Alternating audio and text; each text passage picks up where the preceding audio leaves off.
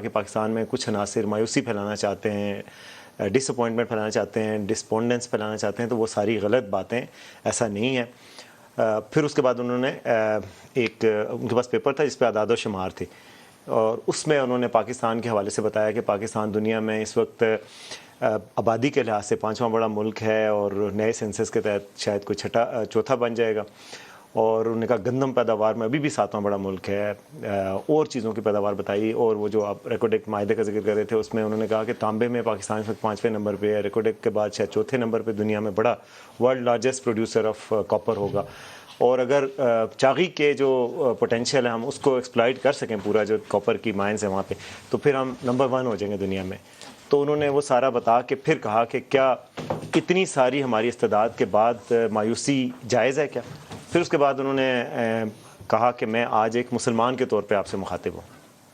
پھر انہوں نے جو اسلام کے حوالے سے بات کی، تو پھر واقعی میں یہ تلاوت والی بات، بالکل انہوں نے ساری آیات قرآنی تلاوت کی، وہ ایک حافظ ہیں اور آج ان کا حفظ نظر آ رہا تھا، تجوید کے ساتھ فی البدی۔ سورہ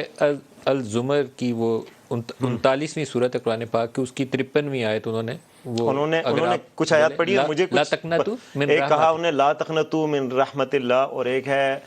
اللہ کی رحمت سے مایوس نہ ہو۔ اس کے حوالے سے ایک اور آیت بھی ہے کہ مایوس نہیں، اللہ کی رحمت سے مایوس نہیں ہونا چاہیے، اور اللہ کی رحمت سے وہی مایوس ہوتے ہیں جو کہ کافر ہوتے ہیں۔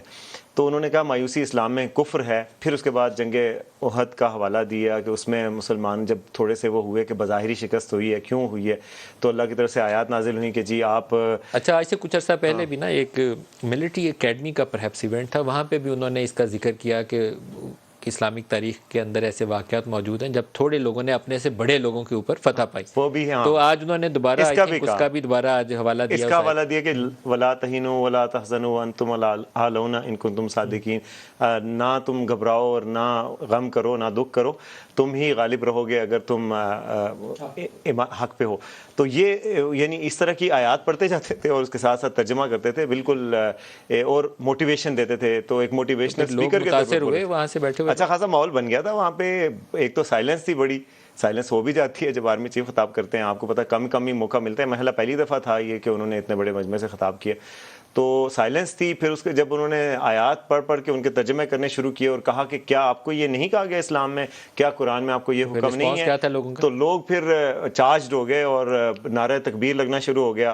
تو انہوں نے پھر کہا کہ میں نہ مولوی ہوں نہ ملا ہوں، میں نے یہ شوق سے سیکھا ہے، کسی اور محفل میں آپ کو بتاؤں گا کہ میں نے یہ کیوں سیکھا ہے۔ وزیر اعظم پہ کوئی اثر ہوا ان کی آیات کا پڑھ کے؟ انہوں نے جب سنائی تو انہوں نے بھی کوئی توبہ کی کہ میں بھی صحیح راہ پہ آ جاؤں؟ وزیر اعظم اس وقت تو کچھ نہیں اثر ہوا، لیکن جب اپنی اس وقت نہیں اثر ہوا، اس وقت وہ مطلب بظاہر کوئی انہوں نے بولا نہیں، لیکن اس کے بعد وہ اسپیچ میں البتہ انہوں نے کہا کہ سارا آرمی چیف نے کہا تھا کہ یہ انیشیٹو پرائم منسٹر کا ہے، ہم اس کو سپورٹ کرتے ہیں، پورا آرمی بیک پہ ہے، لیکن جو بات آپ نے کی پرائم منسٹر نے پھر وہی بات کی کہ سچی بات کرنی چاہیے، یہ انیشیٹو میرا نہیں ہے، یہ انیشیٹو آرمی چیف کا ہے۔ قرآن پاک کی انہوں نے آیات پڑھی ہیں تو میرا خیال تھا کہ توبہ بھی کر لینی چاہیے نا، وہاں پرائم منسٹر ہو یا باقی لوگ ہوں، ان کو کہنا چاہیے کہ آئندہ سے ہمیشہ حق سچ کا ساتھ دیں گے۔ آج ہی ان کا بیٹا ایک عدالت میں بری ہو گیا، حالانکہ یو نو دیٹ کہ وہ پاکستان کے بہت ساری کاروباری لوگوں میں سے وہ ایک کیس تھا، باقی لوگ بھی یہ کام کرتے ہیں، پیسہ گھما کے دبئی سے ریمیٹنس کر کے لے کے آتے، ٹیکس وہی ان کا کیس ہے، تو وہاں توبہ بھی کرنی چاہیے نظر کہ آئندہ یہ کام نہ کریں، ایسی توبہ تو نہیں کی۔ میں آپ کے پیچھے چلوں گا۔